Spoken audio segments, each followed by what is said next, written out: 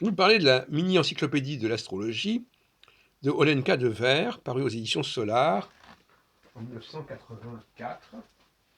J'ai publié dans cette collection, enfin chez cet éditeur, quelques années plus tôt, 81, 82, une série sur le zodiaque. Et je voudrais faire un commentaire sur cette mini-encyclopédie de l'astrologie, ça s'appelle comme ça, et qui en réalité nous parle essentiellement des signes zodiacaux, dès les premières pages, et qui reprend en gros la collection dont je me suis occupé avec Yvan Antonin Girard pour les 3 premiers signes. Alors, 35 ans plus tard, l'astrologie, évidemment, a bien changé. En tout cas, l'astrologie devenue albronienne. Et pour différentes raisons que je vais vous énumérer d'ailleurs, ça serait amusant de le faire. D'une part, parce que la division en 12 signes n'est plus intéressante. Et deuxièmement, parce que on ne se sert plus, dans mon système en tout cas, de planètes au-delà de Saturne, ni d'ailleurs des planètes plus inférieures par leur vitesse de révolution à Mars. Ce qui fait que nous avons une astrologie limitée à Mars, Jupiter et Saturne, et qui n'est plus calée sur les signes zodiacaux, bien qu'il puisse y avoir des relations historiques entre les différents systèmes, mais qui est calée sur les 4 étoiles fixes royales, qui structure l'écliptique d'ailleurs, parce que le zodiaque c'est l'écliptique aussi, qui structure l'écliptique en 4 périodes à peu près de durée à peu près comparable. L'une qui correspond, une étoile royale qui correspond à la constellation du Taureau, une autre à la constellation du Lion, une troisième à la constellation du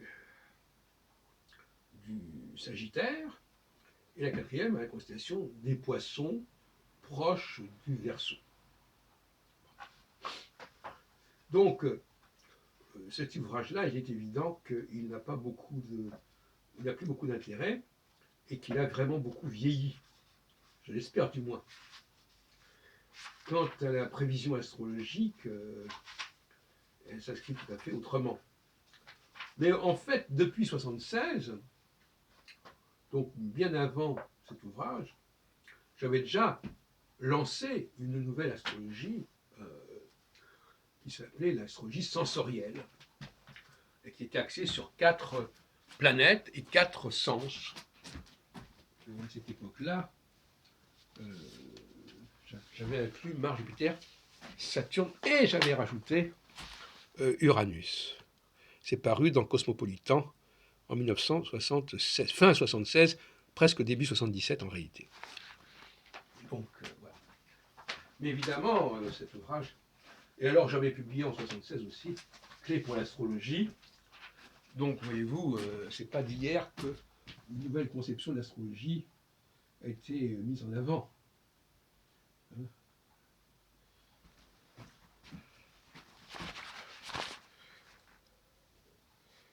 Cet ouvrage Clé pour l'astrologie a d'ailleurs connu une fortune remarquable dans sa traduction espagnole. D'ailleurs, je vais le remettre rapidement en PDF. Il a connu d'ailleurs 2 éditions, en 76, et une autre édition chez le même éditeur Segers en 93 ou 94. Donc, vous voyez bien qu'il y a la fin d'une astrologie de papa et l'annonce d'une astrologie nouvelle, totalement réformée et complètement ressourcée. Et donc finalement, il faut arrêter de dire l'astrologie, elle est une. Elle n'est pas une. Il y a plusieurs formes d'astrologie.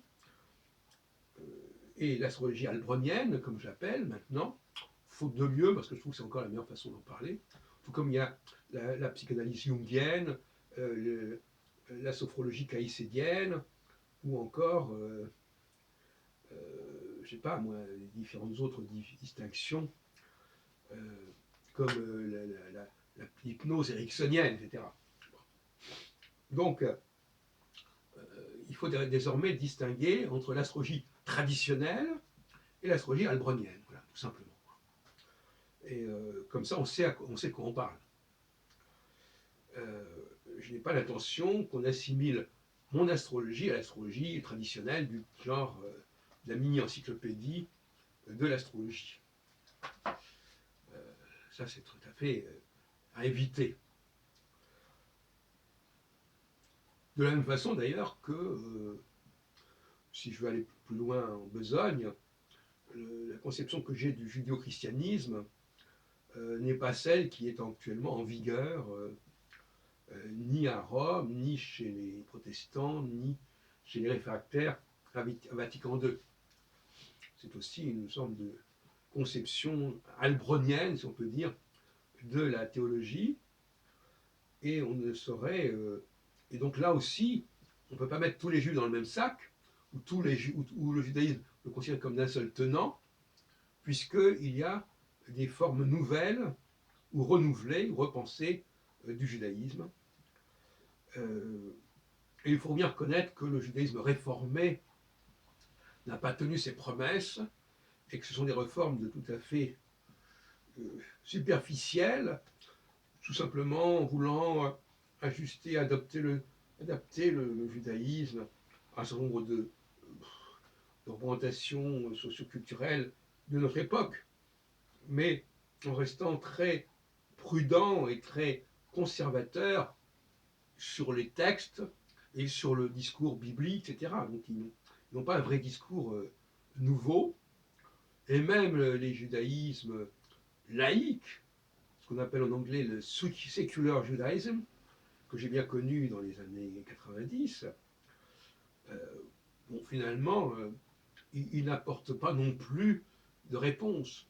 Pour une raison très simple, c'est que le judaïsme laïque, dans le système que je propose, il est rejoint par une nouvelle théologie qui va intégrer l'approche laïque du judaïsme.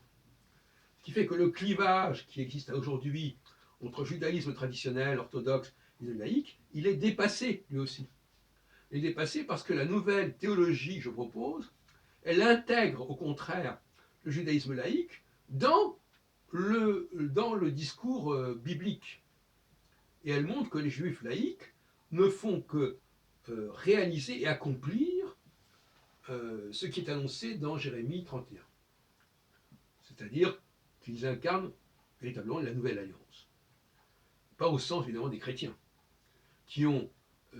alors, on va revenir là-dessus, peut-être, et donc je ferai un autre exposé à ce sujet.